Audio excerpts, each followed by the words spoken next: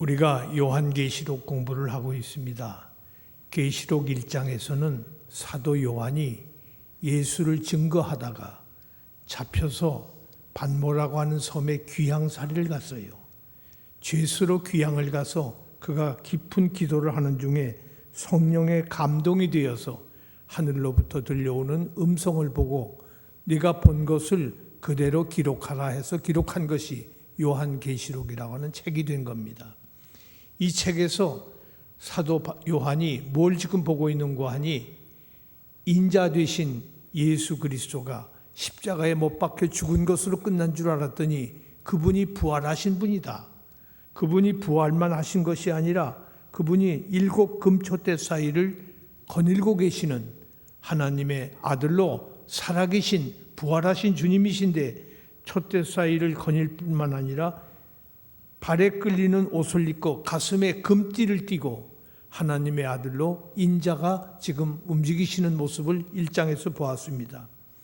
그리고 2장과 3장에서는 우리가 이미 공부한 대로 소아시아 7 교회, 이것은 7 교회 개별적인 교회가 아니라 전 세계에 오고 오는 세대까지 있는 모든 교회를 대표해서 이런 교회에 보내는 편지로 내가 기록한 말씀 들은 대로 기록해서 편지를 보내라 해서 7개에 보낸 편지가 기록되어 있습니다. 그리고 4장에 와서는 5장과 6장에서 장차 되어질 일, 앞으로 되어질 일, 22세기, 30세기, 50세기에 어떤 일이 일어날 것인지를 장차 되어질 일을 내가 계시로 너희에게 보내줄 테니 그 본 것을 기록하라. 그것이 4장, 5장, 6장이에요. 그 4장에서는 이 5장, 6장을 말하면서 보좌에 앉으시니가 말씀을 하신다. 이 보좌에 앉으시니가 누구예요? 하나님 아버지 아니에요. 하나님 아버지가 말씀을 직접 하시는 것을 요한이 보았어요. 굉장한 겁니다. 하나님을 본 자는 죽는다고 했는데 요한이 보좌에 앉아 계신 하나님을 본 거예요. 그런데 그 본 것으로 끝나질 않습니다. 5장에 가서 두루마리를 여는 장면이 나와요. 이 두루마리를 연다는 말은 앞으로 되어질 일들을 말씀하고 있습니다. 여기서 하늘나라를 보여줄 뿐만 아니라 하늘나라에 갈 사람들, 우리가 거기 있을 사람들 아닙니까? 우리가 누구인지 어떤 사람들이 하늘나라에 가게 될 것인지를 보여주고 있습니다. 여러분들이 아시는 대로 2장과 3장은 땅의 장면이라면 여기 4장과 5장은 하늘의 장면으로 갑자기 연극장에 그 배경이 바뀌어지듯이 전적으로 바뀌어지는 거예요. 하늘을 보는 거예요.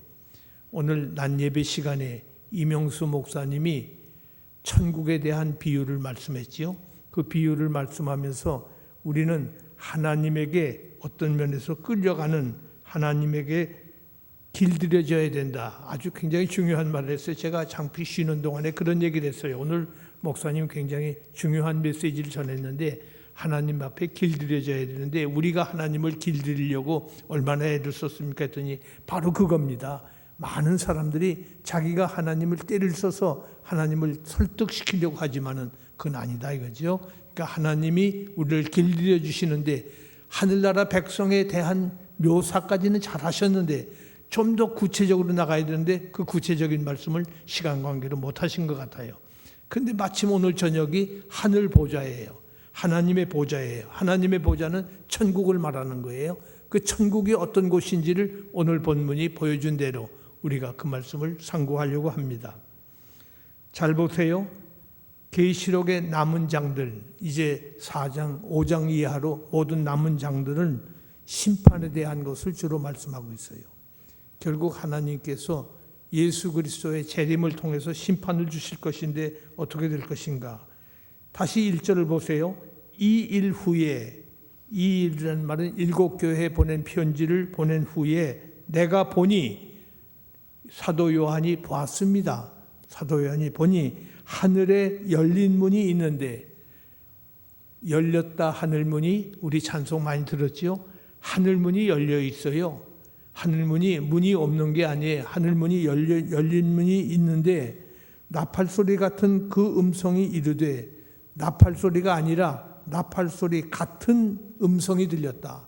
이 나팔 소리는 언제 생기는 거 아니? 전쟁이 일어났을 때에 군대에서 나팔을 붑니다. 전쟁이 일어났을 때. 아니면 잠자다가 깨우는 새벽에 기상 나팔 소리를 불어요. 그러니까 굉장히 중요한 때 나팔 소리가 들리는데 그 나팔 소리 같이 큰 소리가 하늘로부터 들려왔다. 근데 그 들려오는 음성만이 아니에요. 뭐라고 들려오는 거 아니? 이리로 올라오라. 이리로 올라오라 그럽니까? 하늘에서 들려오는 말이 이리로 올라오라. 문이 열렸으니까 이리로 올라오라. 하늘나라로 올라오려는 거예요. 야, 이거 굉장한 일이 생겼습니다. 이후에 마땅히 일어날 일들을 내가 네게 보이리라 하시더라. 앞으로 되어질 일을 내가 네게 보여주겠다 하는 말씀이에요. 그러니까 지금 요한이 굉장한 계시를 보고 있어요. 그런데 이거 잘 보세요. 2절을 다시 보세요. 2절을 보시면 사도 요한은 이미 성령의 감동이 되어 있었다고 그랬어요. 여러분 성경을 잘 보셔야 됩니다. 1절에서 이리로 올라오라고 그랬는데 2절에서 내가 곧 성령에 감동되었더니 그랬어요. 그러니까 육신이 올라간 것이냐 아니면 사도 요한이 직접 걸어서 올라간 거냐 날라 올라간 거냐 그런 질문을 할 수 있는데 성령에 감동되었다고 그랬어요. 성령에 감동이 되어서 다시 말해서 하늘나라의 내용을 보게 되었다는 말이에요. 성령에 감동이 되어서 하늘나라의 내용을 보게 되었다. 근데 뭘 봤는고 하니 하나님의 진리의 어떤 손을 지금 벗겨주신 그 문을 통해서 하늘나라를 봤더니 내가 본 것을 썼다고 그랬어요. 1장 19절에 사도 요한이 본 것을 쓴 것이지 자기가 상상해서 쓴 것이 계시록이 아니에요. 내가 본 것을 썼다. 그런데 네가 본 것과 지금 있는 일과 장차될 일을 기록하라고 말씀을 했어요. 장차될 일까지 기록을 하라. 네가 본 것과 영적인 것을 갈망하는 사도 요한이 지금 하늘문이 열린 것을 지금 보고 그것에서 들려오는 음성을 들려주신 것을 들었습니다. 이리로 올라라는 말을 듣고 마땅히 일어날 일들을 내가 네게 보이리라고 주님이 말씀하시는 소리를 들은 것입니다. 여기에 아주 중요한 생각을 해야 돼요. 하나님의 종 사도 요한이 하늘나라로 불러 올려간 것인가? 직접 요한이 천국에 갔다 온 사람인가? 대단히 죄송합니다마는 몇 년 전에 제 아주 가까운 친구가 모 신학대학 대학원장까지 하신 분이에요. 그분이 이상한 책을 써가지고 많은 옛날 친구들이 저한테 전화를 했어요. 이 목사님, 아무개 목사 요즘 잘 있어? 왜요? 난 만난 지가 하도 오래돼서 잘 모르는데요. 아니 그 친구가 천국을 내가 가보았다. 내가 본 천국이라는 책을 출판했대요. 그러면서 그 뭐 좀 돈 거 아니야? 그러면서 아니 자네가 모르면 그 사람 누가 알아? 자네가 알 텐데. 그러면서 전화가 한 통화가 아니에요. 여러 통이 왔어요. 제가 만나고도 그 질문을 못했습니다. 이 사람이 신비주의자는 아닌데 어떻게 내가 가본 천국이라고 하는 책을 썼는가? 난 그 책 읽어보지도 않았습니다. 그런데 사도 요한이 하늘로 올라오려는 말을 듣고 지금 천국을 본 것을 설명하고 있어요. 하늘로 불러들였는가? 이것이 중요합니다. 예수 그리스도가 지금 사도 요한을 정말 부른 것인가? 이 해석을 어떻게 해야 할 것인가? 에녹이 심판의 홍수가 임하기 전에 하늘로 들리움을 받았다는 말씀을 우리는 구약에서 읽고 있죠. 심판이 오기 전에 에녹은 하늘나라로 들리움을 받았어요. 승천했다 그 말이죠. 사도 요한은 지상에 닥칠 심판의 홍수가 일어나기 전에 하늘로 부름을 받은 사람이 되었다고 여기 본문을 말씀을 하고 있으니 이걸 어떻게 해석할까? 여러분들에게 제가 처음 계시록을 설명할 때 설교할 때 전천년, 후천년, 무천년이라는 것은 20장에 가서 자세히 설명하겠다고 일단 보류를 하겠다고 넘어간 적이 있어요. 여기서 이게 중요해요. 소위 후천년설을 주장하는 사람들은 뭐라고 말하는 거 아니? 우리 하나님께서는 굉장히 우리를 사랑하시기 때문에 심판이 실제로 지상에 임하기 전에, 마지막 심판이 임하기 전에 하늘로 우리를 성도들은 다 불러가신다. 우리는 심판을 면한 사람이기 때문에 하늘로 불러가신다. 그러니까 이 마지막 대환란은 우리는 맞이하지 않을 것이다. 이렇게 말하는 것이 후천년 주장자들이에요. 그럼 이게 무슨 말이냐? 전천년설이라는 말은 천년왕국, 마귀를 무저갱에 집어넣고 잠궈놔서 마귀는 움직이지 못하게 했으니까 1000년 동안 왕국이 이루어질 것이고, 그 다음에 예수님이 재림하신다. 예수님 재림보다 천년왕국이 먼저 있는 것, 이것을 갖다가 전천년설이라고 그래요. 예수님이 재림하셔야 심판이 일어나잖아요. 근데 예수 재림 전에 천년왕국이 있을 것이다 하는 것이 전천년설. 그러나 천년왕국은 예수가 재림 먼저 하셔서 심판을 한 다음에 왕국이 천년 동안 이어질 것이다 하는 것이 후천년설이에요.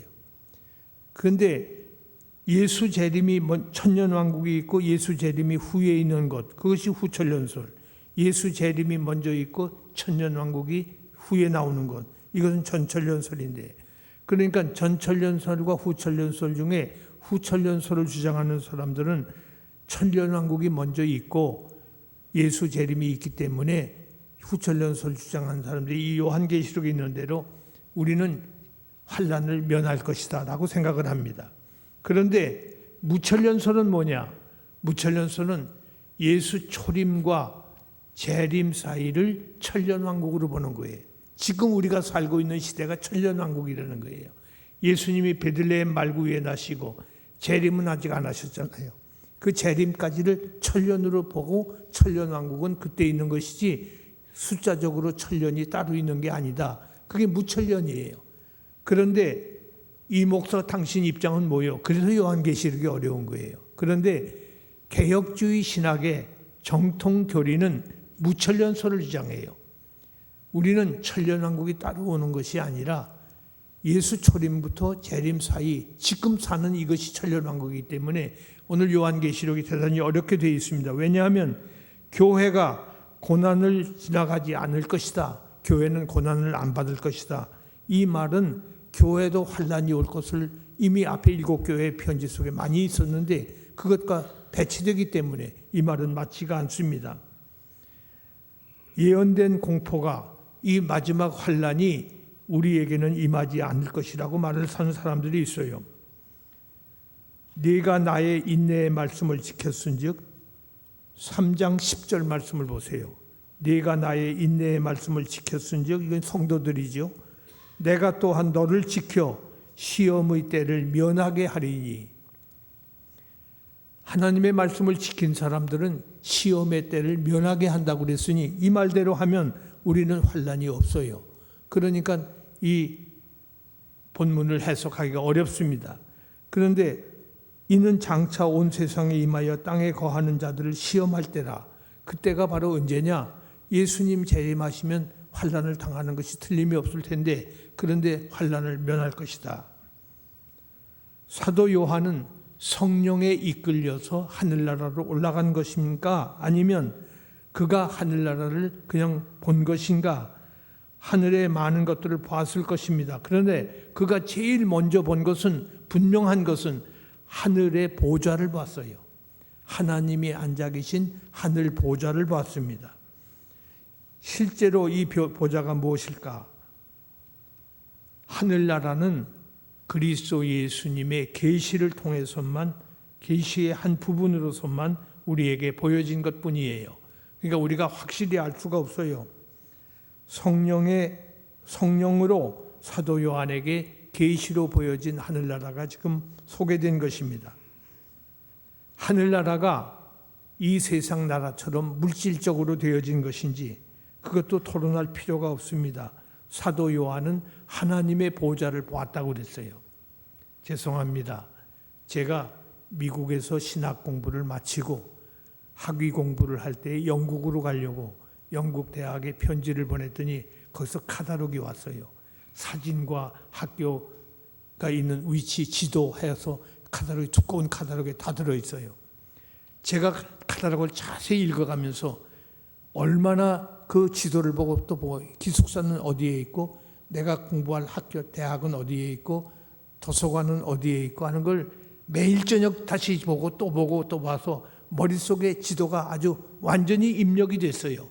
내가 처음에 가서 비행장에서 내려서 버스를 타고 어디까지 가서 어디 내리면 거기 가서 어떻게 하면 어떻게 하나 뭐 눈 감고도 다 알 정도로 그 도시에 대해서 환히 알게 돼 있어요. 그렇게 사도 요한이 본 것인가? 물질적인 걸 보았나? 그런데 요한이 본 것은 영적인 보좌를 보았을 것이다. 왜? 성령에 감동되어 본 것이기 때문에 영적인 보좌를 본 것이다. 11 제자에게 부활하신 예수님이 나타나시어서 말씀을 하실 때 내 손과 발을 보고 나인 줄 알라. 또 나를 만져보라. 영은 살과 뼈가 없으되 너희 보는 바와 같이 나는 있느니라. 누가복음 24장에서 영은 살과 뼈가 없잖아요. 근데 너희가 보는 대로 나는 있다 그랬었어요. 그런데 그 몸이 그 부활하신 예수님의 몸이 하늘나라에 올라간 몸이었다고 말이에요. 그것은 물질적으로 올라간 것이 아니에요. 물질적으로 올라간 것이 아니라면 승천이 아니란 말인가? 승천이 없는 하늘나라라면 부활을 부인할 수밖에 없어요. 부활이 있다고 한다면 구원도 있어야 될 것이고 부활 속에서 구원이 생긴 거 아닙니까? 그렇기 때문에 하나님의 보좌는 매우 중요한 거예요. 여러분들이 하늘나라를 갈망하고 우리가 영원히 살 나라인데 그 나라가 어떻게 생겼는지 봐야 될 거 아닙니까? 매우 중요한데 어떻게 생겼을까? 라오디게아 교회에게 주신 말씀 중에 3장 21절에 이기는 그에게는 내가 내 보좌와 함께 보좌에 함께 앉게 하여 주기를, 예수님이 앉으신 그 보좌에 이기는 사람 성도들에게 그 보좌에 앉게 하겠다 그랬어요. 여러분들이 장차 대통령의 자리에 앉을 게 아니에요. 영국 여왕의 자리에 앉을 게 아니라 하나님의 보좌에 앉게 하겠다 그랬어요. 앉게 하여 주기를 내가 이기고 아버지 보좌에 함께 앉은 것과 같이 하리라. 계시록 3장 21절에 우리 이미 배웠어요. 아버지 보좌에 앉은 것처럼 너희를 그렇게 앉히겠다. 분명히 말씀을 주셨습니다. 미래의 지상적 왕국과는 달라요. 이 나라는 우리가 가야 할 나라인데 그 나라의 보좌에 이기는 자에게 앉게 할 것이다. 얼마나 영광스러운 것입니까? 그래서 이 보좌를 생각하면서 세상의 모든 것 다 팔아버리고 세상의 모든 것 다 포기하고 일생을 주님 위하여 사는 사람들이 생기는 이유가 바로 거기에 있는 것입니다. 그런데 무천년설을 아까 제가 잠깐 말했죠. 무천년설을 주장하는 사람들은 여기 하나님의 나라를 교회라고 설명을 해요. 교회가 하나님 나라라는 거지요. 그리스도는 교회를 다스리시는 왕이 되심으로 하늘나라 보좌에 앉아 계신 분이다. 아버지의 보좌에 앉아 계신 영광 받으실 우리 주님이 지금 직접 계시를 하십니다.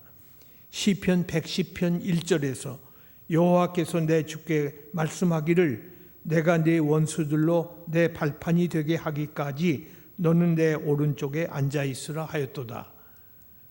내 원수들로 내 발판, 내가 원수를 발로 밟을 때까지 내 오른편에 앉아 있으라.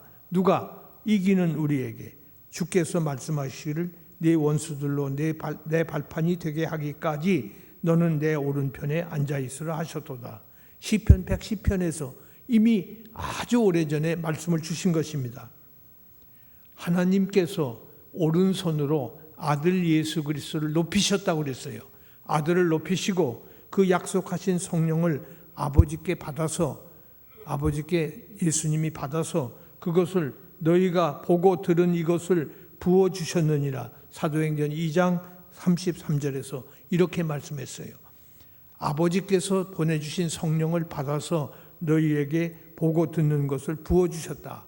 지금 우리가 성령 받은 사람들이에요. 스데반이 그의 순교의 순간에 이것을 말했습니다. 나사렛 예수가 이곳을 헐고, 이곳은 성전이죠. 성전을 헐고 모세가 우리에게 전하여 준 규례를 고치겠다 함을 우리가 들었노라 하거늘 율법이 아닌 은혜로 구원받을 것을 들었다는 말이지요. 공회 중에 앉은 사람들이 다 스데반을 주목하여 보니 그 얼굴이 천사의 얼굴과 같더라.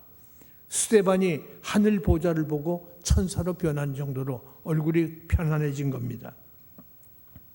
에베소는 그리스도가 지금 거기에 임재한 것을 우리에게 보여주고 있어요. 이 환상은 시련의 예언을 완벽하게 성취시키고 있습니다. 내가 네 원수들로 내 발판이 되게 하기까지 너는 내 오른쪽에 앉아 있으라. 지금 우리가 그 예언을 보고 있는 것입니다. 하나님 예수께서 마귀 사탄을 발로 밟고 계신다 그 말이죠. 그러니까 그때까지 너는 내 오른편에 앉아 있으라.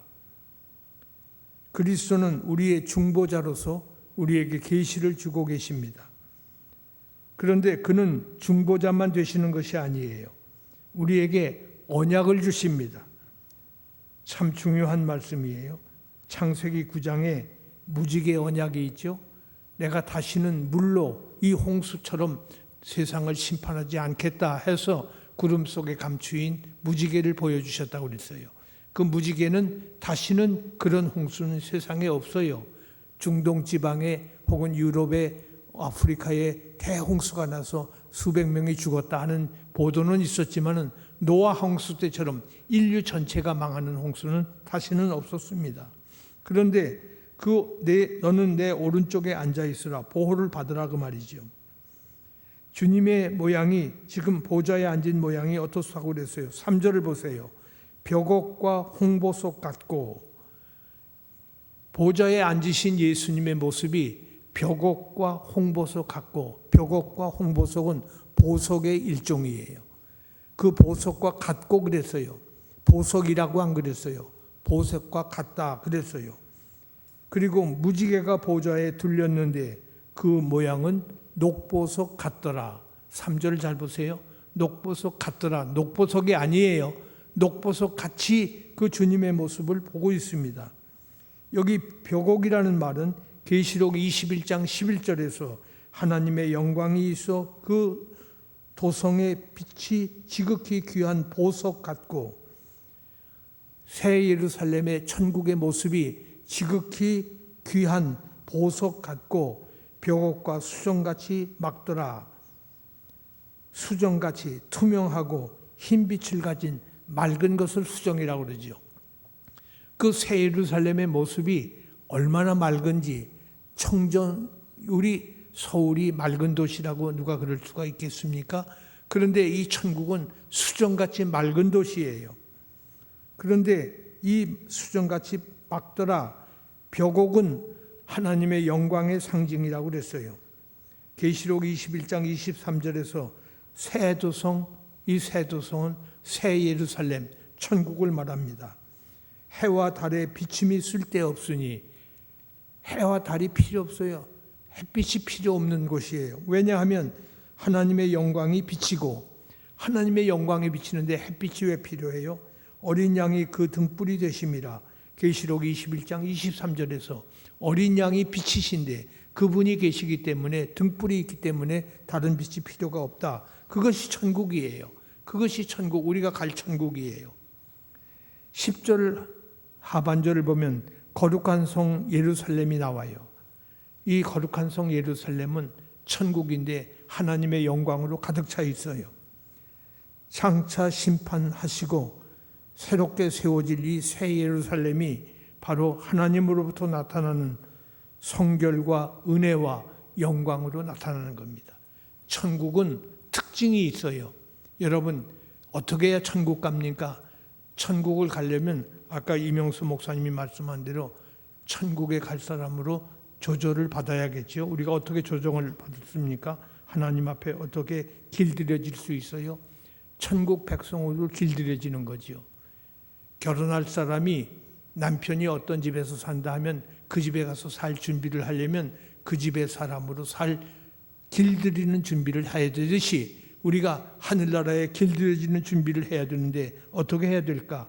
그것이 무엇인가 하니 이제 말씀한 대로 성결과 은혜를 우리는 준비해야 된다는 겁니다. 여기 지극히 귀한 보석이라고 그랬어요. 지극히 귀한 보석. 보석이 뭡니까? 값비싼 게 보석이 아니에요. 보석은 갖기가 아주 쉽지 않은 것, 찾기가 아주 어려운 것, 귀한 것을 보석이라고 그래요. 그것이 의식주도 아니에요. 먹고 살 쌀도 아니고, 그리고 의복도 아니고, 입을 옷도 아니고, 그렇다고 주택도 아니에요. 그런데 이 보석이 그런 것보다 귀한 거예요. 구하기 어렵기 때문에 우리가 보석이라고 하는 겁니다. 그 보석은 성결과 은혜를 말하는데, 하나님의 성결과 은혜가 지극히 귀한 것일 수밖에 없어요. 왜 성결과 은혜가 귀한 거 하니? 이것은 천국의 것이기 때문에, 하늘나라에 속한 것이기, 은혜와 그리고 성결이기 때문에 천국에 갈 사람들은 은혜와 성결을 힘입은 사람이 갈 수가 있다. 홍보석이라는 말이 또 있습니다. 붉은 보석을 말하죠. 이것은 피의 색깔입니다. 하나님의 은혜로운 진노를 묘사하고 있어요. 하나님의 진노의 불의 색깔이 바로 그거예요. 신명기 4장 24절에 네 하나님 여호와는 소멸하는 불, 질투하시는 하나님이시라. 그는 불로 나타나요. 피의 색깔로 나타납니다. 오늘까지 이 세상에서 아무도 하나님을 본 사람이 없다고 그랬습니다. 그런데 구약시대에 하나님께서 자기 목적을 위해서, 구속을 위해서 자신을 보여주십니다. 그리스도 안에서 아버지 하나님이 충분히 우리에게 보여주셨다고 그랬어요. 요한복음 1장 18절에 본래 하나님을 본 사람은 없으되 아버지 품속에 있는 독생하신 하나님이 나타내셨느니라. 독생하신 하나님은 예수 그리스도예요. 예수 그리스도가 아버지 하나님을 나타냈다. 그런 거로 그리스도를 본 사람은 곧 아버지를 보았다고 요한복음 14장 9절에서 빌립아 내가 이렇게 오래 너희와 함께 있으되 네가 나를 알지 못하느냐? 나를 본 자는 아버지를 보았거늘 어찌하여 아버지를 보이라 하느냐? 예수님이 말씀하신 거죠. 그러니까 예수님을 만난 사람은 아버지를 본 사람이에요. 특별히 우리도 아버지를 볼 수 있는 길이 마태복음 5장 8절에 기록되어 있어요. 마음이 청결한 자는 복이 있나니 저희가 하나님을 볼 것이며. 마음이 청결하다는 말이 뭘까요? 양잿물로 내 양심을 닦으면 마음이 청결해질까요? 어떤 좋은 비누로 내 얼굴을 닦으면 청결해질까요? 마음이 청결하다는 말은 싱글 마인드, 단순한 마음이에요. 더블 마인드, 두 마음을 품은 자가 아니에요. 한쪽은 세상을, 한쪽은 하나님을. 그게 아니고 오직 일편단심, 하나님께만 집중되는 마음. 그것이 마음이 청결한 마음이에요. 오직 하나님만 사랑합니다. 하나님만 의지합니다. 하나님만 예배합니다 하는 그 청결한 마음을 가진 사람이 하나님을 본 사람이라고 말이에요. 아버지의 보좌에 와서 그 앞에 서 있는 그 사람이 누구냐? 아들과 분리되지 않고 아버지의 본질적 영광을 본 사람인데 바로 그 사람이 성도라고 하는 사람들입니다. 보좌 주변에 조금 전에 무지개가 있다고 그랬어요. 무지개의 모양이 녹보석 같더라 그랬어요. 녹보석이 아니에요. 녹보석 같더라. 구약에서 무지개는 노아 홍수를 통해서 하나님의 언약을, 약속을 보여주는 것이라고 그랬습니다. 언약의 증거는 이것이니 홍수로 멸망하지 않겠다는 언약입니다. 이 무지개를 구름 속에 두었나니 이것은 나와 세상 사이의 언약의 증거니라. 창세기 9장 13절의 말씀이에요. 이 언약이 땅에 존재하는 동안 무지개를 통해서 하나님의 언약은 이루어질 것입니다. 성경은 모든 것은 지나간다고 그랬어요. 귀한 것도 지나가고 예쁜 것도 지나가고 잘난 것도 지나가요. 그런데 하나님의 언약은 영원히 지켜지는 말씀입니다. 여기 다시 한번 말씀드립니다. 벽옥과 홍보석 같이 하늘나라 보좌가 그렇게 보였는데 그 벽옥과 홍보석은 성결을 말한다고. 성결, 거룩한 걸 말해요. 그리고 녹보석 같은 것은 무지개를 표시한다고 그랬어요. 그리스도의 인격 앞에서 우리는 그 하나님을 어떻게 대할 수 있을까? 우리가 하나님을 어떻게 면대할 수 있겠습니까? 그건 두말할 것도 없이 믿음과 사랑으로만 하나님을 만날 수 있다. 마귀와 귀신도 하나님을 믿는다고 그랬어요. 마귀와 귀신도 하나님을 믿고 떠느니라 그랬죠. 야고보서 2장 19절에 귀신들도 믿고 떠느니라. 귀신도 하나님을 믿어요. 그런데 떨고 있어요. 하나님을 기뻐하는 것이 아니라 하나님을 떨고 있다. 경외하는 사람은 하나님을 사랑하고 하나님을 즐거워합니다. 그러나 귀신은 하나님을 무서워하고 떨고 있고 대적을 합니다. 정신병자와 귀신 들린 사람, 성경에 예수님이 기적을 많이 했죠. 귀신 들린 사람을 고치는 것은 같은 게 아니에요. 정신병자는 정신병자 노릇을 하면서도 예수님을 저주하거나 예수님을 대적하는 일은 없어요. 근데 마귀 들린 사람은, 귀신 들린 사람은 반드시 예수님에게 대적을 하고 하나님께 대적을 합니다. 심지어 어떤 말을 하는고 하니 하나님이 안 계시면 좋겠어. 그럴 리가 없지만은 심판이 없으면 참 좋겠다. 그런 정도로 생각해요. 하나님을 사랑한다는 것은 하나님을 신뢰하는 증거입니다. 여러분, 하나님 사랑하세요? 사랑한다는 말은 나는 하나님을 믿는다는 말이에요. 그분을 믿을지 참으로 하나님을 사랑한다는 말을 할 수 있어요. 하나님을 사랑할 수 있고 사랑하는 사람은 믿음이 있어야 진정으로 사랑할 수가 있는 거예요. 놀라운 것은 믿음과 사랑, 이것이 아주 중요해요. 우리가 하나님의 말씀을 사랑합니다. 성경 말씀으로 교회를 회복해야 됩니다. 수없이 말씀을 하고 있어요. 근데 그 말씀을 신뢰하지 않아요. 이 말씀을 믿어야 내가 산다고 하는데 그 말씀을 귓전으로 들어요. 이런 것이 하나님의 뜻이라고 분명히 강단을 통해서 말씀했음에도 불구하고 그건 내 말이고 나는 그렇게 못 살아 하고 딴 길로 가는 것이 불쌍한 우리 인생들이에요. 이건 아니잖아요. 하나님을 사랑하고 사랑할 뿐만 아니라 믿어야 돼요. 믿고 사랑하는. 그러니까 들은 말씀을 목이 떨어져도 그 말씀을 시행하려고 한번 힘써보고 애쓰는 사람이 하나님 나라에 들어갈 수 있는 천국 자녀가 될 수 있는 것입니다. 한 걸음 더 나가서 이것은 천사들이 가는 곳이 아니에요. 성결과 은혜가 충만한 사람이 가요. 요한계시록 5장 9절에서 새 노래를 부르는 이들이 거기에 간다고 그랬어요. 이 새 노래는 어저께 작곡하라고 그저께 작사한 것이 아니라 이 새 노래는 구원받은 중생한 사람이 부르는 노래를 새 노래라고 그래요. 찬양대가 1년 전에 부른 찬송 또 한 해 괜찮아요. 그것을 거듭난 심정으로 하면 언제든지 새 노래예요. 거듭난 사람이 부르는 노래는 새 노래가 된 것입니다. 환난 날에 교회도 지나갈 것입니다. 심판이 시작되기 전에 하늘나라 성도들은 찬양대로서 새 노래를 부르게 될 것입니다. 이스라엘 12지파 대표들, 12사도들이 대표가 돼서 24장로들이 이 노래를 부를 거예요. 새 노래 예루살렘에서 그 12메신저들이 발견됩니다. 이스라엘 자손 12지파의 이름을 가진 문들에서 12사도의 이름들이 그 도성의 기초돌이 되었다고 그랬어요. 요한계시록 21장 12절 이하에서 크고 높은 성곽이 있고 12문이 있는데 성곽이 높고 12문이 있어요. 문에 12천사가 있고 그 문들 위에 이름을 썼으니 이스라엘 자손 12지파의 이름들이라.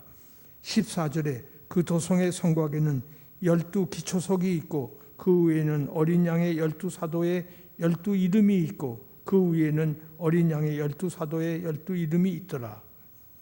마태복음 19장 28절에서 예수께서 이르시되 내가 진실로 너희에게 이르노니 세상이 새롭게 되어 인자가 자기 영광의 보좌에 앉을 때에 나를 따르는 너희도 12보좌에 앉아 이스라엘 12지파를 심판하리라. 12보좌에 우리가 앉아서 이스라엘의 백성들을 심판할 것이다. 누가복음 22장 30절 말씀이에요.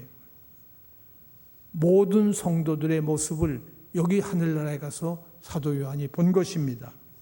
이들은 무죄한 자의 색깔인 흰옷을 입은 자라고 그랬어요. 참 중요한 말이 나와요. 우리는 다 흰옷을 입은 사람이에요. 백의 민족이 아니에요. 우리는 다 그 나라에 가서 흰옷을 입은 성도들만이 그 나라에 들어가는데 누가 흰옷을 입을까? 스가랴서 3장에 대제사장 여호수아가 사탄에게 고발을 당합니다. 여호수아를 대제사장인데 하나님 앞에 가서 사탄이 당신의 대제사장 여호수아는 누더기 옷을 입고 있습니다. 여호와께서 너를 책망하느니 이는 불에서 꺼낸 그슬린 나무가 아니냐. 불에서 꺼낸, 그러니까 타다 남은 부지깽이가 너가 아니냐. 그러니까 옷 입은 것이 거지 옷, 누더기 옷을 입었다.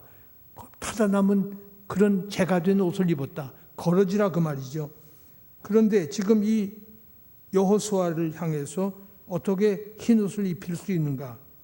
이 말은 계시록 7장 14절이 해석을 해요. 내가 말하기를 내 주여 당신이 아시나이다 하니 그가 나에게 이르되 이는 큰 환란에서 나오는 자들인데 어린 양의 피에 그 옷을 씻어 희게 하였느니라. 어린 양이 내 옷을 씻어 주셨기 때문에 흰 옷이 되었다. 대제사장이라고 해서 흰 옷을 입는 게 아니에요. 어린 양의 피로 씻어서 흰 옷을 입었다. 그러니까 예수 그리스도 없이는 아무도 흰 옷을 입을 사람이 없어요. 그리스도에게 속한 사람만이 흰 옷을 입고 그리스도 안에 있는 이들이 되어서 하늘나라에 갈 수가 있는 것입니다. 이것이 하늘나라에 있는 하나님의 백성들의 모습으로 나타나 있어요. 거룩하게 되는 것이 흰옷을 입는 자격이 아니에요. 하나님의 형상으로 지음받은 인간은 거룩하게 하나님처럼 살아야 됩니다. 하나님을 닮는 사람을 살아야 될 거예요. 그것이 하나님의 성결과 은혜의 삶을 사는 사람의 모습입니다. 성결 없는 은혜는 문란이에요. 성결이 없는 은혜는, 은혜만 강조하는 것은 행위문란이라는 말이 있잖아요. 문란한 거예요. 그런가 하면 은혜 없는 성결은 타락이에요. 은혜 없이 난 성결하게 산다는 것은 타락한 행동입니다. 성결과 은혜가 합쳐져서 하나님의 영광을 나타내는 거예요. 우리가 이 세상에서 하나님께 영광을 돌린다. 어떻게 영광을 돌려요? 성결한 삶을 살고 은혜를 받고 사는 사람이 되어야 비로소 하나님께 영광을 돌릴 수 있는 것입니다. 24장로들은 금관을 썼다고 그랬어요. 이건 번역이 잘못됐다고 말씀을 드렸지요. 금면류관을 쓴 겁니다. 24장로들만 쓰는 게 아니에요. 이것은 성도들의 대표를 말한 거예요. 금면류관을 쓰고 그들은 다스리는 자로서 묘사가 된 것입니다. 금관은 심판자의 상징이에요. 왕으로서 심판을 할 성도의 모습을 보여준 것입니다. 하나님과 함께 심판자가 될 것이 우리 성도들이에요. 그러니까 대단히 중요합니다. 어떤 주석가가 이렇게 설명했어요. 그들은 교회의 상원이 되어, 교회에 미국에 가면 하원, 상원이 있잖아요. 국회의원이 되어서 모든 회원들은 교회의 머리로부터, 교회의 머리는 예수 그리스도예요. 그로부터 직접 명령을 받고 이 일을 시행할 것이다. 고린도전서 6장에 이렇게 말씀드렸어요. 성도가 세상을 판단할 것을 너희가 알지 못하느냐. 성도들이 다 재판관이 될 것이다 그 말이죠. 세상도 너희에게 판단을 받겠거든 지극히 작은 일 판단하기를 감당하지 못하겠느냐. 우리가 천사를 판단할 것을 너희가 알지 못하느냐. 세상만 판단하는 게 아니에요. 우리는 천사도 우리가 심판할 것이다. 그러하거든 하물며 세상 일이랴. 천사도 심판할 텐데 천사 중에도 충성 못한 불순종한 천사가 있잖아요. 그것도 너희가 판단할 터인데 하물며 세상 일이랴. 구속함을 받은 신자들이 미래 영광이 어떠함을 고린도전서에서 분명히 우리에게 말씀을 보여주고 있어요. 그때 의인들은 자기 아버지 나라에서 해와 같이 빛나리라. 해가 얼마나 밝아요? 햇볕과 같이 빛나리라. 귀 있는 자는 들으라. 마태복음 13장 43절 말씀이에요. 그리고 오늘 읽은 본문 마지막 절에 보좌로부터 큰 소리가 났어요. 번개와 음성과 우레소리가 나고, 번개 얼마나 무섭습니까? 음성과 우레소리가 나고, 이것은 하나님의 위엄, 능력, 진노, 심판이 하나님으로부터 오는 것을 말하고 있어요. 그리고 보좌 앞에 켠 등불 일곱이 있으니 등불이 일곱이 보좌 앞에 있다. 이 말은 구약시대에 지성소 바로 전면에 일곱 등불이 있어서요. 성소에 들어가면 지성소가 따로 있죠. 그 지성소 전면에 일곱 등불이 있는데 이 하나님의 보좌 앞에 있는 일곱 등불은 5절 하반절을 보세요. 뭐라고 그랬습니까? 일곱 등불은 하나님의 일곱 영이라 그랬어요. 성령이라 그 말이죠. 완전한 영, 성령을 말하고 있습니다. 그러니까 하나님의 보좌 앞에 성령님이 계시다. 번개와 음성과 수레 이 세 소리는 하나님의 보좌로부터 나는 소리였어요. 시내산에서 율법이 주어질 때 출애굽기 19장 16절에 셋째 날 아침에 우레와 번개와 나팔 소리가 매우 크게 들리니 진중의 백성들이 다 떨더라. 그러나 백성들은 순종치 않았다. 에레미야 30장 7절에 슬프다 그날이여 그와 같이 엄청난 날이 없으리라. 그날은 야곱의 환난의 때가 됨이로다. 그러나 환난에서 구하여 냄을 얻으리라. 예수님이 구해주지 않으면 아무도 구원받을 사람이 없을 것을 말하고 있어요. 보좌 앞에 켠 등불 일곱이 있으니 하나님의 일곱 영은 완전한 영이에요. 성령을 말합니다. 그 도성은 해나 달에 비침이 쓸데없으니 이는 하나님의 영광이 비치고 어린 양이 그 등불이 되심이라. 계시록 21장 23절이라고 했습니다. 성령은 일곱 영으로 보좌 앞에 켠 등불이라고 했습니다. 하나님의 영광이 거룩한 성을 비치고 어린 양이 그 등불이 되고 그 보좌 앞에 일곱 등불은 성령이시니 성부, 성자, 성령 이 세 분이 계신 곳이 바로 하늘나라, 하나님의 나라인 것을 보여주고 있습니다. 이것이 하나님 보좌에 있는 모습이에요. 하나님 보좌가 바로 이런 모습으로 지금 계시되어 있어요. 이 계시된 하나님의 보좌를 알았다면 우리도 그 보좌 앞에 그 보좌에 앉을 사람들인데 어떻게 우리가 행사를 해야 될 것인지를 우리 스스로가 알아야 될 것입니다. 그렇다면 하나님의 말씀을 더 많이 읽고 더 하나님의 말씀대로 살고 더 많이 하나님의 뜻에 순종하는 하나님의 신실한 자녀들 다 되실 수 있기를 간절히 소원합니다. 하나님 아버지, 오늘도 사도 요한을 통해서 계시로 보여진 하나님의 보좌의 모습을 저희들이 말씀을 통하여 들었습니다. 이 말씀을 듣고 가슴이 두근거리는 것이 아니라 우리가 어떻게 하나님의 보좌에 앉을 것인지를 다시 한번 생각하게 됩니다. 아버지 하나님, 우리로 하여금 진정으로 하나님 앞에 성결과 은혜가 충만한 그리고 하나님 앞에 심판의 상징이 되는 그 보좌에 앉을 저희들이 믿음과 사랑이 풍성한 하나님의 백성이 되게 하여 주옵소서. 들은 말씀 열매를 맺게 하시고 우리 삶에 변화가 있게 하여 주옵소서. 예수님 이름으로 기도드립니다. 아멘.